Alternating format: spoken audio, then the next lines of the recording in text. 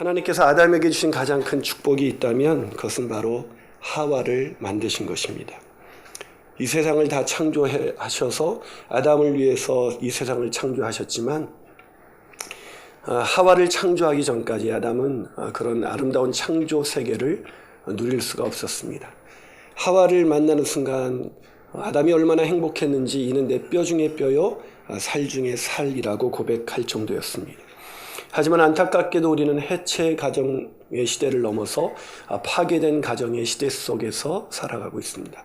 그리고 그 파괴된 가정의 그 가장 중심에는 파괴된 부부 관계가 자리를 잡고 있습니다. 지난 21일은 무슨 날이었죠? 부부의 날이었습니다. 왜 5월 21일이 부부의 날이죠?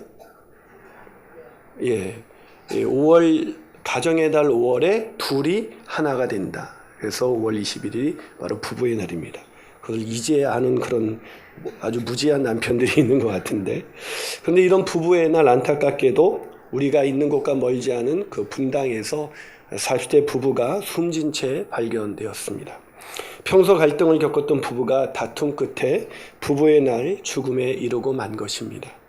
젊은이들은 이런 자신들의 부모, 꼭 이런 극단적인 선택을 하지 않더라도 자신들의 부모의 부부 생활을 바라보면서 결혼에 대한 환상을 깨뜨린 지 이미 오래되었습니다.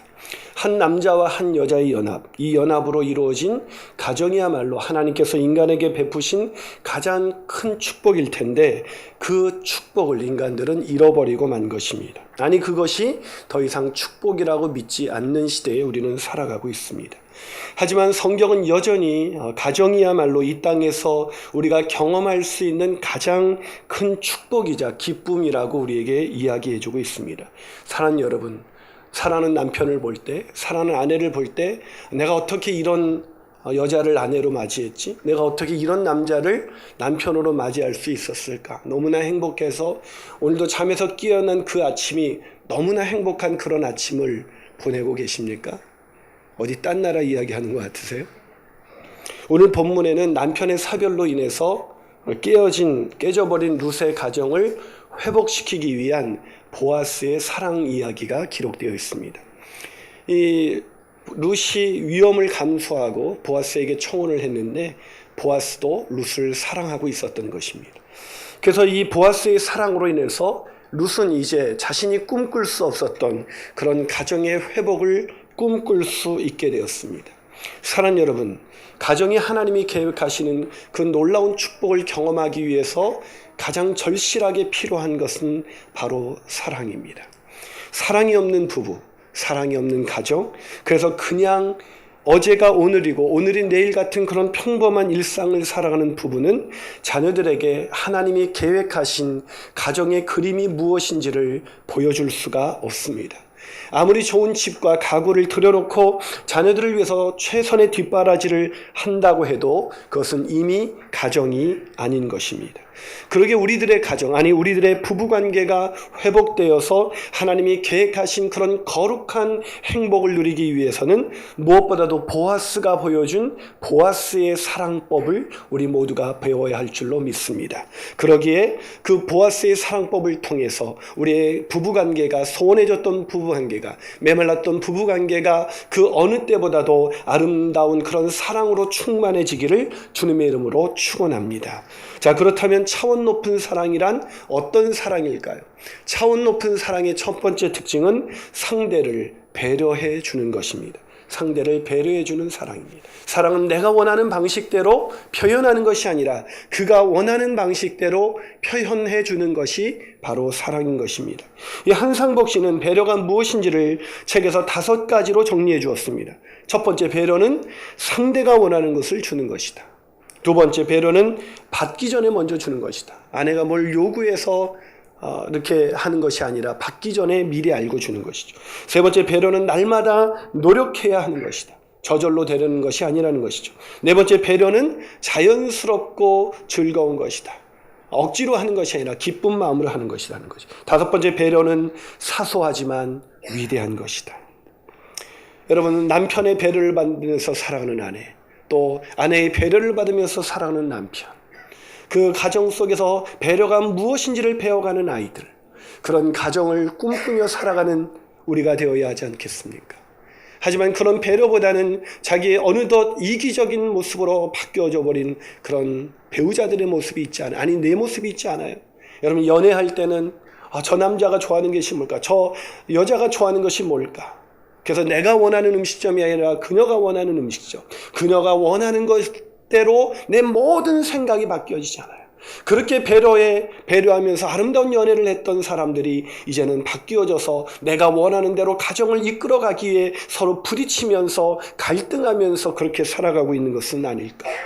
오늘 저는 보아스의 모습을 보면서 보아스의 사랑이야말로 한마디로 배려라고 정의할 수 있다고 생각했습니다. 자, 오늘 본문 10절을 한번 같이 읽어볼까요? 자, 본문 10절입니다. 읽습니다. 시작. 그가 이르되 내 딸아 여호와께서 내게 복 주시기를 원하노라. 내가 가난하건 부하건 젊은 자를 따르지 아니하였으니 내가 베푼 인애가 처음보다 나중이 더하도다. 뭐라고요? 룻이 뭐가 많다고요? 인애가 많다는 거예요.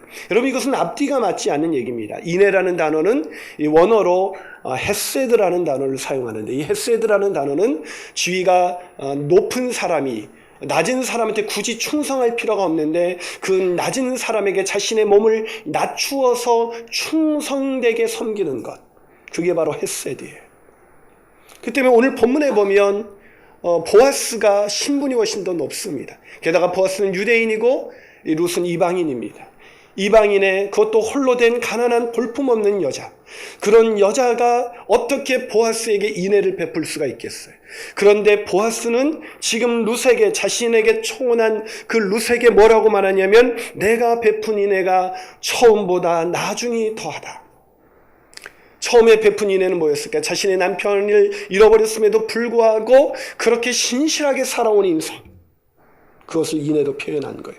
그러나 그 후에도 얼마든지, 아마 본문을 보면 가난하건 부하건 젊은 자를 따르지 않았다. 굉장히 젊은 남자들이 이 룻에게 뭔가 추파를 던졌던 것 같아요.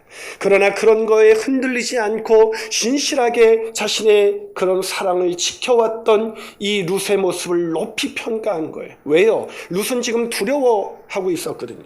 너무나 두려웠습니다. 혹시 나를 부정한 여자로 낙인 찍으면 어떡할까? 이것으로 인해서 나는 이삭을 죽기는커녕 결혼을 하긴커녕 완전히 이삭도 죽지 못하는 그런 비천한 존재로 전락하면 어떡할까? 너무나 두려워하고 있었습니다. 그 두려운 마음을 이 보아스가 한순간에 사라지게 만들었습니다. 어떻게 해요? 네가 베푼 은혜가 처음보다 나중이 더하다.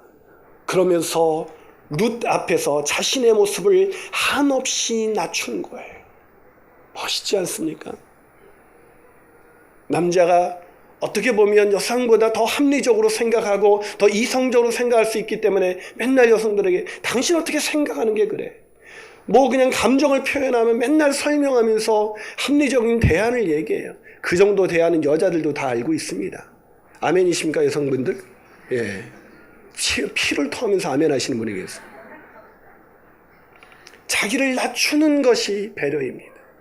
상대방의 마음이 두렵고 떨리는 마음 가운데 있는 이 룻의 마음을 너무나 잘 알고 있었기 때문에 자신을 낮추면서 룻을 편안하게 해주는 거예요. 여러분, 제가 이렇게 식사를 하다 보면 제 근처에 와서 식사를 하려는 사람이 별로 없어요. 저랑 밥을 먹으면 굉장히 불편한가 봐요. 그래가지고 저랑 밥을 안 먹어요. 참 힘들어요, 그게. 왜 내가 뭔가 이상한 인간인가? 우리 사역자들도 우리 교회에서 밥을 먹자고 제가 얘기를 못해요. 우리 부사역자들에게 밥 사줄게 그러면 그들에겐 일이 되는 것 같아요. 근데 우리가 나보다 편안한 사람, 나보다 더 낮은 마음을, 자세를 낮춰서 나를 편하게 해주는 사람하고는 언제든지 그 사람과 이야기하고 싶고 시간을 갖고 싶지 않겠습니까? 지금 보아스는 룻에게 그렇게 자신의 마음을 낮추고 있는 거예요. 그렇게 낮추면서 뭐라고 말하고 있습니까? 11절을 볼까요? 자, 11절을 한번 읽어봅니다. 시작. 그리고 이제 내 딸아 두려워하지 말라. 내가 내 말대로 내게 다 행하리라. 내가 현숙한 여자인 줄을 나의 성읍 백성이 다 안다. 무슨 여자라고 소개하고 있어요? 현숙한 여인. 내가 부정한 여인이라고 두려워하고 있는 것을 보아스는 정확하게 알고 그 룻의 마음을 지금 헤아리면서 배려하고 있는 것입니다. 사랑하는 여러분, 사랑은 배려입니다. 사랑은 내 중심적으로 생활하는 것이 아니라 상대방이 원하는 것을 헤아릴 줄 아는 사랑. 그 사랑을 하게 되시기를 주님의 이름으로 축원합니다. 근데 이 설교를 듣는 순간에도 이거 우리 남편이 들어야 되는데, 이거 우리 아내가 들어야 되는데, 그 인간에게 회개의 영이 임하시기를 축원합니다. 한 발 더 나아가서 차원 높은 사랑의 두 번째 모습은 어떤 모습일까? 그것은 상대를 보호해주는 사랑입니다. 상대를 보호해주는 사랑. 사랑하는 자를 위한 가장 기본적인 표현은 바로 배려입니다. 누군가를 진정으로 사랑하게 된다면 끊임없이 우리는 그를 배려하면서 그렇게 살게 되어 있어요. 아마 우리가 뭘 먹을 때도 늘 내가 먹고 싶은 걸 먹지 않고 뭐 먹을래 그러죠. 근데 꼭 이런 인간이 있어. 뭐 먹을래 그러고 말하면 그거 말고 또 얘기하면 그거 말고 그래서 뭐 이거 먹자 꼭 그래요. 그러면서 매번 물어봐요. 뭐 먹을래? 혹시 대개 남편이 그런 인간은 아니십니까?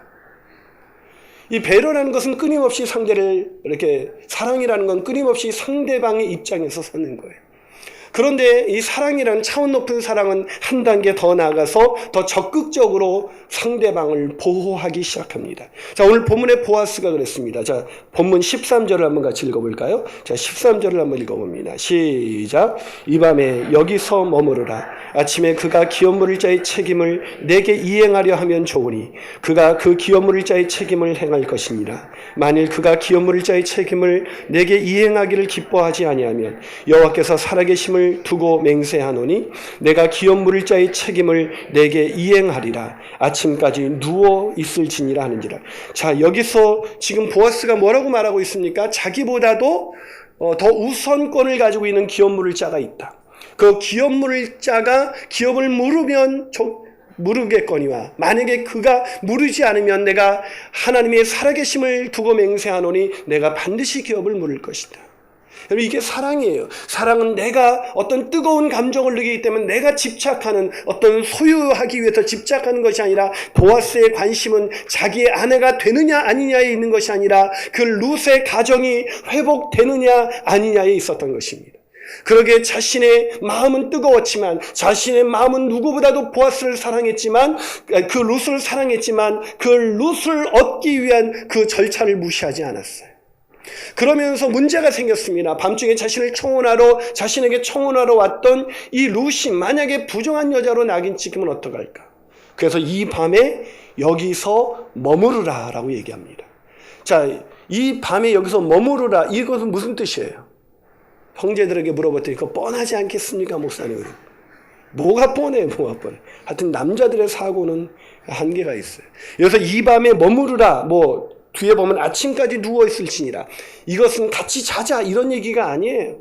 오늘 본문에 있는 이 뜻의 원어를 보면 이것은 두 사람 사이에 아무런 육체적인 관계가 없었다는 것을 보여주는 단어입니다. 다시 말해서 서로의 마음을 확인했지만 결혼하기 전까지 자신이 사랑하는 사람을 보호하는 그런 보아스의 마음이 담겨져 있습니다. 근데 왜 이 아침까지 누워있으라고 말했을까요? 그 이유가 본문 14절에 있습니다. 자, 14절을 한번 읽어볼까요? 14절 있습니다. 시작. 룻이 새벽까지 그의 발치에 누웠다가 사람이 서로 알아보기 어려울 때에 일어났으니 보아스가 말하기를 여인이 타작마당에 들어온 것을 사람이 알지 못하여야 할 것이라. 자, 무슨 이유인지 알겠죠? 여러분, 이 시대는 사사시대를 배경으로 하고 있습니다. 다시 말해서 밤에 돌려보내면 그런 자기의 소견에 옳은 대로 행하면서 성적인 타락, 도덕적인 타락이 극에 달했던 이 시대에 룻이라는 이 여인이 홀로 길을 가다가 밤중에 길을 가다가 누군가에 의해서 겁탈을 당할 수도 있는 그런 위험에서 보호하고자 이 밤에 여기 머무르라고 얘기한 거예요. 그러나 아침까지 이렇게 누워있으라고 했지만 날이 완전히 밝아오기 전에 새벽에 그녀를 보냈습니다. 왜요? 아침에 대해서 사람들이 다 알게 되면 여인이 들어올 수 없는 타작마당에 들어온 여인을 보면서 부정한 여인으로 낙인 찍힐까 두려워서 이 두 가지 이유 때문에 그녀를 보호하기 위해서 지금 보아스는 철저하게 이 여인의 상황을 안전하게 지켜주고 있는 것입니다. 이게 사랑이에요. 마지막으로 차원 높은 사랑이란 어떤 사랑일까요? 세 번째로 상대에게 확신을 주는 사랑입니다. 상대에게 확신을 주는 사랑이에요. 상대에 대한 배려와 보호가 있다면 그 가정의 부부관계는 정말 아름다울 것입니다. 그럼에도 불구하고 불안할 거예요. 왜냐하면 이 사람이 나를 향한 배려와 보호가 언제까지였을까? 언제까지 가능할까? 여러분의 가정에서 남편은 언제까지 배려하고 언제까지 보호해주고 있었습니까? 연하 때 보호하고 배려하다 끝난 거 아니에요? 대부분 연애하고 그럴 때는 막 서로 배려하고 보호하고 막 찾기를 달 때도 안쪽으로 다니고 뭐 이렇게 하다가 이제는 밀어냅니다. 왜 이래? 이러면서 네가 더 강하잖아. 왜 약한 척해? 뭐 물건을 막 들고 가도 너 힘세잖아. 뭐 이기에 운동해야 돼. 뭐. 여러분, 이 남자의 사랑이 이렇게 변하기 때문에 사랑은 반드시 확인하게 되어 있습니다. 그 사람이 변치 않는 사랑으로 나를 사랑하고 있는가를 확인하기를 원하죠. 그래서 여자들이 늘 남편에게 뭐라고 말하죠? 자기 나 사랑해? 이렇게 묻죠. 그럼 여러분의 남편들은 이렇게 대답합니까? 그럼 내가 자기 사랑하지. 당신을 사랑해서 오늘도 오다가 이 꽃 한 송이, 당신을 너무 닮아서 이 꽃 한 송이 사왔어. 이러는 인간이 없단 말이죠. 자기 나 사랑해 그럼 뭐라고 대답해요? 그걸 꼭 말로 해야 하니? 그걸 꼭 말로 표현해야 돼? 남자들은 원래 그런 거 표현하는 거 아니에요. 그건 남자가 아니라 치질이라니까요. 죄송합니다. 제가 세속적인 단어를 써서. 여러분, 저는 우리 남자들이 만약에 퇴근해서 여자들에게 이렇게 말한다면 얼마나 좋을까요? 남자가 퇴근해서 아내에게 말합니다. 여보, 나 정말 힘들었어. 그래서 아내가 놀라서 말합니다. 여보, 혹시 회사에서 무슨 안 좋은 일이 있었어요? 아니, 그게 아니라 하루 종일 당신이 보고 싶어서. 참, 기가 막힌 이야기네. 있을 수 없는 이야기입니다. 자기나 사랑해 하는 그렇게 질문하는 여자 앞에서 매일매일 사랑한다고 고백할 줄 아는 남자, 그게 바로 사랑이에요. 예전에 한번 고백했던 그것으로 유통기한이 이미 지나서 부패한 지가 얼만데 사랑한다는 말 표현 한 번 할 수 없는 그런 부부관계. 어쩌면 아내에게 매일매일 사랑한다는 말 한마디만 해줄 수 있다면 아내는 그 남편들이 가진 무수한 허물들을 망각할지도 모르겠습니다. 서로 사랑하고 서로 존경한다는 말이 오가는 부부, 그래서 서로의 대화를 통해서 아무것도 가진 것이 없지만 서로를 향한 사랑을 확인하면서 그리스도의 아름다운 가정의 모습을 자녀들에게 보여줄 수 있는 가정, 저는 그 가정의 모습이야말로 남자들이 이 땅에서, 아니 엄마들, 여자들이 이 땅에서 자녀들에게 보여줄 수 있는 가장 크리스찬다운 모습이라고 생각합니다. 우리가 크리스찬답다는 것은 우리가 예수 믿고 나서 술을 끊는 것을 의미하지 않습니다. 예수를 믿고 나서 뭔가 우리가 더 선한 일을 많이 하게 되고 더 예수를 믿고 나서 하나님의 나라 일을 아무리 많이 한다 해도 아내를 사랑할 줄 모른다면, 남편을 존경할 줄 모른다면, 그래서 서로 사랑의 증표로 사랑을 확인하는 그 증거를 날마다 확인해 줄 수 없다면 그 사람의 신앙은 허당이에요. 솔직히 여러분이 교회 안에서 보여주고 있는 그런 아름다운 모습과 달리 가정에서 우리가 서로에게 보여주고 있는 그 민낯이 우리의 신앙의 바로미터라는 걸 아셔야 돼요. 사랑은 상대방에게 내 마음이 당신에게 변치 않았다는 것을 항상 확인해 주는 것입니다. 그러기에 사랑에는 반드시 증표가 필요해요. 매일매일 증거하는 거예요. 매일매일 확인시켜주는 남자, 그 남자야말로 얼마나 위대한 남자고 매일매일 그 남자를 존경한다는 걸 보여주는 여자야말로 현숙한 여인이 아니겠습니까? 오늘 본문에 있는 보아스가 그렇게 말합니다. 자, 오늘 본문 15절을 한번 볼까요? 자, 본문 15절을 같이 읽습니다. 시작. 보아스가 이르되 내 겉옷을 가져다가 그것을 펴서 잡으라 하매 그것을 펴서 잡으니 보리를 6번 되어 룻에게 지어주고 성읍으로 들어가니라. 자, 보아스가 룻에게 뭘 줬다고요? 보리 6대여, 6번 되었다. 이 되어라는 말은 원문을 찾아보면 우리나라 이렇게 쌀을 담는 한 대 같은 그런 대를 말합니다. 쉽게 해석하지 6대를 줬어요. 한 대, 이 룻이 겉옷을 딱 겉옷자락을 펼쳤습니다. 거기에 담을 수 있는 만큼이 6번이 아니었을까? 가득 담을 수 있는 만큼이 6번이 아니었을까? 한 대, 2대, 3대, 4대, 5대, 6대를 계속 부어주면서 그걸 부어줄 때마다 룻은 무엇을 확인했을까요? 이 남자가 정말 나를 사랑하는구나. 사랑에는 증표가 필요해요. 왜 결혼할 때 우리는 사랑의 증표로 우리는 반지를 서로 교환하고 있는 것일까요? 그것은 사랑에는 증표가 필요하기 때문입니다. 늘 확인받고 싶은 것이 바로 사랑이에요. 사랑하냐고 물었는데 그걸 말로 해서 알아야 돼 하는 사람은 사랑하고 있지 않다는 사인인 줄 믿으시길 바랍니다. 그땐 고백하고 싶었잖아요. 막 고백하고 싶어서 어떻게 고백하면 이 여자가 내 사랑을 받아줄까 계속 고민하면서 그렇게 기다렸던 그런 설레이는 날, 그런 설레이는 그런 날이 여러분의 결혼 생활의 매일일 수가 있다면 그것이 바로 천국이 아니겠습니까? 그것이 저는 신앙의 진수라고 믿습니다.